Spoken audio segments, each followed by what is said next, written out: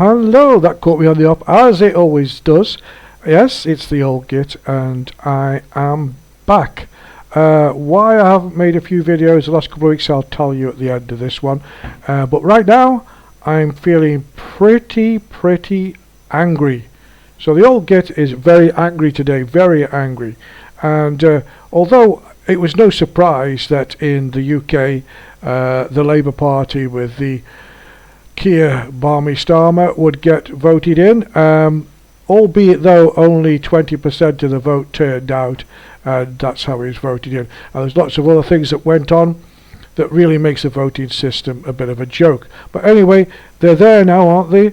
Mr. Keir Starmer and his right-hand woman for the moment, Angela Rayner. So he's picked all his cabinet and all the rest of it, and they're out there, and they're ready to start their stupidity. And I'm really angry. I really am. I mean, you don't want me to come over there and start it all up, shall I? Shall I come over there? Because I can sort you all out. Well, there you go. You see, Angela Rayner and Keir Starmer, Prime Minister. Angela Rayner, Deputy Leader. And, of course, you can't forget that he had to go out to the local Labour Sports and Social Club and choose his cabinet, you see. So he is his cabinet that he's chosen, and just as wacky as he is and she is. I'm making light of it right now, but I shouldn't be, because it really is winding me up, you know. But on a sort of serious note now, let's get serious.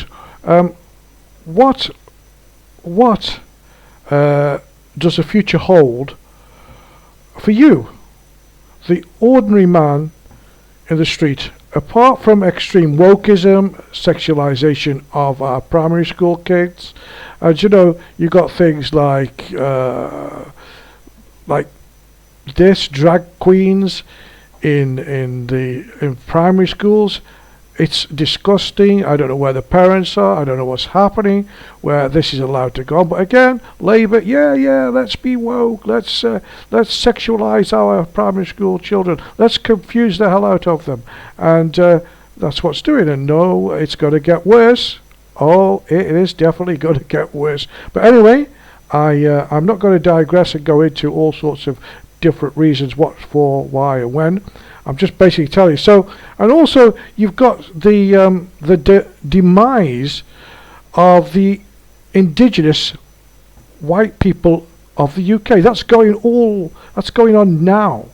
And I mean, if you look at in some schools, for example, in certain parts of the country, you got to get classes like this. You know the game you say, spot the white man. Well, there you go, spot the white man. I mean, I'm not being flippant here. This is what's happening, because obviously the influx of people from other countries are breeding faster than the indigenous white people are. And of course, Labour chiefs, they defend sex with 10 years old because it suits certain parameters for certain organisations or religions. Don't want to go there. I want to go there, but I'm not going to go there right now. Not in this video, but you get the picture. And there they are, all standing outside the school. Oh, this is a woke left-wing school for primary kids. Okay, so you've got that. And what are we being replaced by? I mean, we're being replaced by the rise of these recent interlopers from third world countries, and they've contributed nothing but want to take over everything, and then of course give nothing back. Now this next clip I'm going to show you, I will listen to what this guy is saying. He's a migrant, but I've taken this because I fact checked it to see if it's a real video. And basically this was in Ireland, which is obviously not in mainland UK, but they're having the same problems. And I thought I'd use this one because it just epitomizes what these new migrants think they're entitled to. You know, they've contributed nothing and want to take over everything. Let's listen to this. So the dirty racist Dubliner strikes again in Coolock They're displacing migrants today, setting things on fire as usual because they're savages and they don't have respect for the country. So they burn things when they don't get their own way. So I'm telling all migrants, go and take their houses, bro. Go and take their fucking houses, take their cars, take everything they own. Who do they think they are displacing people in this world? This is not your world. The world is not Ireland.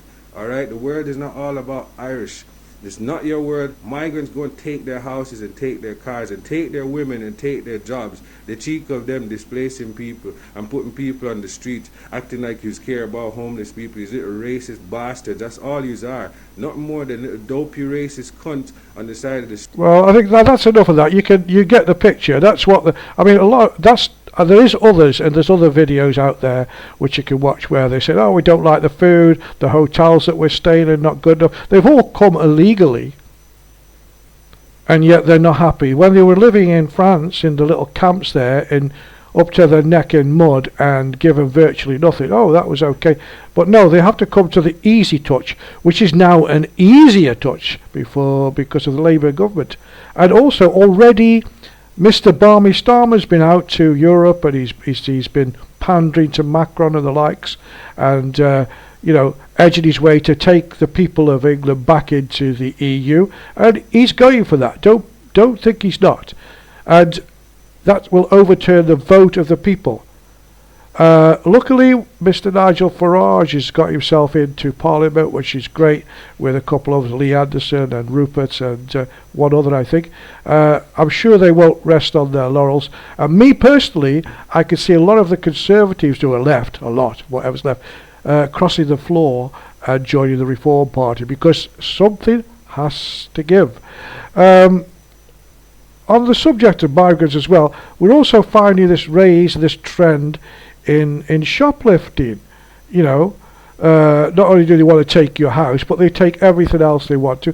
I do have to say, though, it's not all migrants. There's been some other people doing it as well, but a lot of migrants go in and take what they want. They don't care about any consequences because there isn't any. She had all this makeup hidden in her skirt. Caught shoplifting in a London store.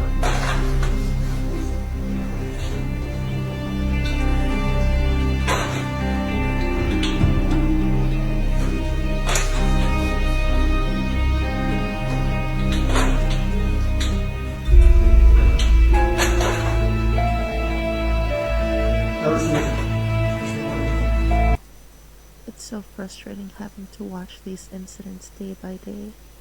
It has become a daily occurrence, and nothing can be done. All we can do is stand and watch. Take the items out, or I'll call the police. And I've got both your pictures. Take the items out. All of them out. And the rest. Oh my god. And the rest. Oh my god. We've got to fight on the police now. Phone the police. All of it out. The police being. The whole lot. It's unbelievable.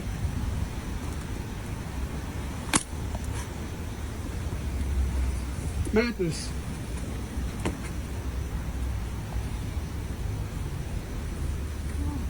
Keep it going.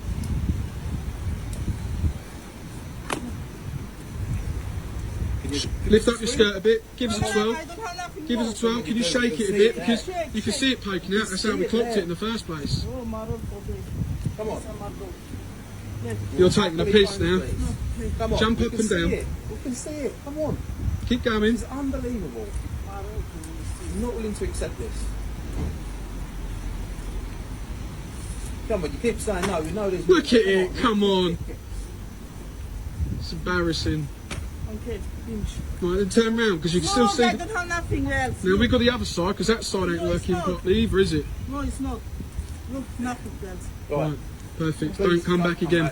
You're all on video and picture. Okay, fine.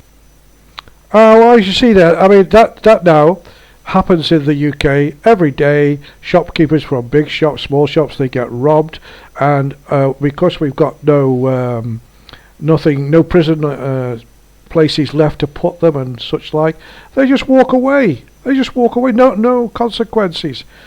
And basically, England now, because of what's been happening in the past and what is happening now, because we have a socialist, a left-wing Labour Party, they come from terrible backgrounds. We don't want to send them to prison. They just keep on doing it, and of course that means the cost of everything goes up because the shopkeepers and such like have to cover their losses, and so they should. What can you do? Nothing. England, I might be coming back to sort you all out, but anyway, not right now. So the far left Labour Party, who love to pander to people from other countries and support terrorists like Hamas by calling for ceasefire and in Gaza, and Angela Rayner, Deputy Prime Minister, yes, as she is, sitting in a mosque promising the world to how can I say, to people who are trying to take over and make their own little caliphates in Britain, who have no respect for the British law, who want law of their own, and in fact have just managed to get some people voted into the government.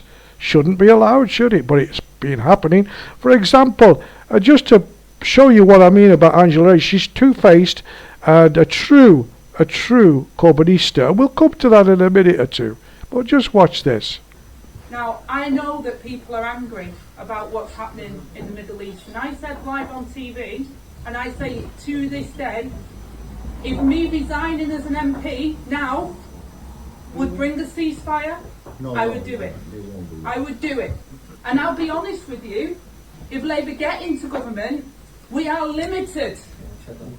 I will be honest. I'm not going to promise you, because Biden, who's the US, who has way more influence, has only got limited influence in that. And Qatar, Saudi Arabia, all of these people, we are all working to stop what's happening at the moment. We want to see that. So I promise you that's what we want to see. And if Labour get into power, we will recognise Palestine. I will push not only to recognise, but there is nothing to recognise at the moment, sadly. It's decimated. We have to rebuild Palestine. We have to rebuild. We have to rebuild Palestine. We have to, I promise you, a pure Corbynista she is, as many in the Labour Party. Now, if you're listening to this in a different country, you might be thinking, who is this Corbyn? What is Corbynistas? Well, Jeremy Corbyn. People who follow him, who's a true Marxist, who prefers to go out and defend other countries than his own country, who was the former leader of the Labour Party and got kicked out because of his anti-Semitism. But all his cronies, i.e. Angela Rayner and many more, are still there. Anti-Semitic, they're so anti-Semitic, it is ingrained in the Labour Party's DNA. You get people like Diane Abbott. Now, Diane Abbott, there's many jokes and she's been the butt of many jokes. But she says some stupid things. But she's a true Corbynista too. And one of the things she did, she stated stupidly, like, only black people suffer racism. I just have a quick listen to her. And I want to go a bit more deeply into her stupidity. Well, here she is, Diane Abbott.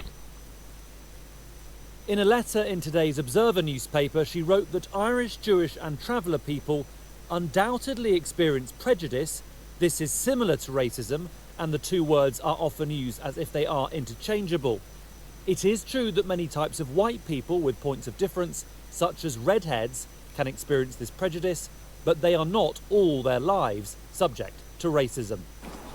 After a backlash, Diane Abbott swiftly apologised and withdrew the comments. But she's had the Labour whip suspended, meaning she's now an independent MP. Her own Hackney constituency includes one of the largest Orthodox Jewish communities in Europe. Do you think what Diane Abbott said is anti-Semitic? Definitely. I mean, there's no question about it. How can it not be? Well, there you go. She obviously doesn't understand racism, does she? Because Jews have suffered racism all over the world and continue to do so in the country that they've established themselves in, the UK, and there's no problem from them. I've worked with Jews in the past when I was working and not retired, and they're nice people, very shrewd at what they do. They know what they're doing, good in business, and I think a lot of this anti-Semitism comes from jealousy. But basically they live a nice, peaceful life until the rise of what we've got in the UK, the dross and dregs of society that say they're escaping from war-torn countries, all the rest of it, throw their passports in the sea, and then come out and protest against the country that's supporting them and giving them shelter. In fact, tried very hard in certain places to change the law to their laws. So they've come from one. I nearly swore myself. I do apologise for the swearing in the migrant one, but that's what he said, that's how it is. But anyway, they come from these places and they try to turn our place into the same place as they just left, if you understand what I nearly swore, but I'm not going to.